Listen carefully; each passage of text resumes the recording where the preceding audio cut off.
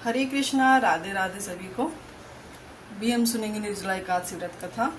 सबसे पहले आप सभी को निर्जला एकादशी की बहुत बहुत शुभकामनाएं। चलिए कथा शुरू करते हैं। श्री भीमसेन बोले कि हे पिता, मैं भ्राता युधिष्ठिर, माता कुंती, द्रौपदी, अर्जुन, नकुल और सहदेव आदि एकादशी के दिन व्रत करते हैं और मुझसे एकादशी के दिन अन्न खाने को मना करते हैं। मैं उनसे कहता हूँ कि भाई, मैं भक्ति पूर्वक भगवान की पूजा कर सकता हूँ और दान दे सकता हूँ, परंतु मैं एकादशी के दिन भूखा नहीं रह सकता।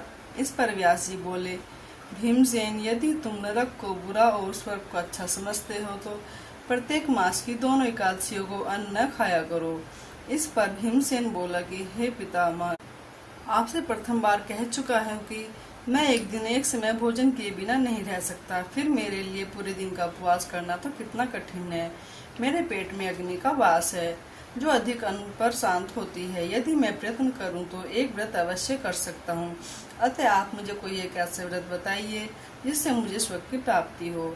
श्री व्यास जी बोले कि हे वायुपुत्र, बड़े बड़े ऋषि और महर्षियों ने बहुत से शास्त्र आदि बनाए हैं और कलयुग में उन पर मनुष्य आचरण करे तो अवश्य ही मुक्ति को प्राप्त करता है। उनमें से जो पुराणों का सार है उसे कहता हूँ कि मनुष्य को दोनों पक्षों की एकादशी का व्रत करना चाहिए, इससे उन्हें स्वर्ग की प्राप्ति होती है। श्री व्यास जी बोले कि हे भीमसेन, कृष्ण और मिथुन संक्रांति के मध्य में ज्येष्ठ मास की शुक्ल पक्ष की एकादशी होती है, उसका निर्जल व्रत करना चाहिए। इस एकादशी के व्रत से स्नान और आचमन में जल वर्जित है, लेकिन आचमन में 6 माह से जल से अधिक जल नहीं लेना चाहिए। इस आचमन में शरीर की शुद्धि हो जाती है। आचमन में 6 माह से अधिक जल मध्यपारे के समान होता है। इस दिन भोजन नहीं करना चाहिए, क्योंकि भोजन करने से व्रत नष्ट हो जाता है।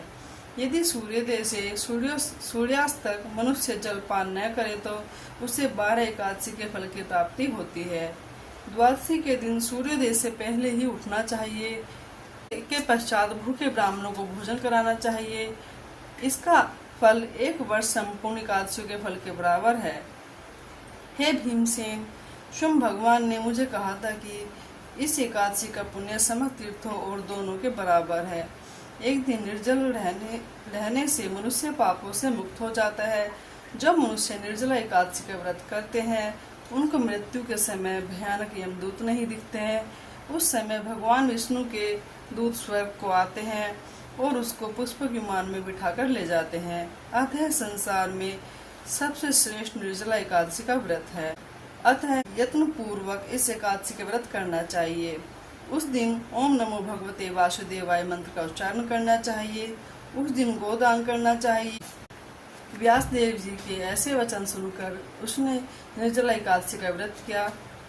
इस एकादशी को भीमसेन या पांडव एकादशी भी कहते हैं। निर्जल व्रत करने से पहले भगवान की पूजा करनी चाहिए और उनसे विनय करनी चाहिए कि हे भगवान, आज मैं निर्जल व्रत करता हूँ।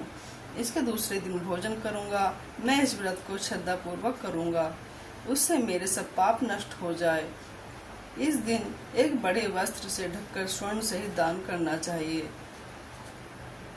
जो मनुष्य इस व्रत का पहर में स्नान तप आदि करते हैं, उनको करोड़ फल स्वर्ण दान का फल मिलता है।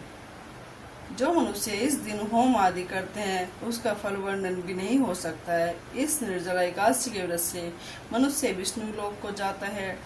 जो मनुष्य इस दिन अन्न खाते हैं, उन्हें चांडाल समझना चाहिए। वे अंत में नरक में जाते हैं। ब्रह्म हत्यारे, मद्यपान करने वाले, चोरी करने वाले, गुरु से द्वेष करने वाले, असत्य बोलने वाले इस व्रत को करने से स्वर्ग को जाते हैं। हे कुंती पुत्र, जो पुरुष या स्त्री इस व्रत को श्रद्धा पूर्वक करते हैं, उनके निम्नलिखित कर्तव्य है। उन्हें सर्वप्रथम विष्णु भगवान की पूजा करनी चाहिए। तत्पश्चात गोदान करना चाहिए। उस दिन ब्राह्मणों को दक्षिणा, मिष्ठान आदि देना चाहिए। निर्जल के दिन अन्न, वस्त्र, उपहार आदि का दान करना चाहिए। जो मनुष्य इस कथा को प्रेम पूर्वक सुनते व पढ़ते हैं, उनको स्वर्ग की प्राप्ति होती है। बोलो विष्णु भगवान की जय।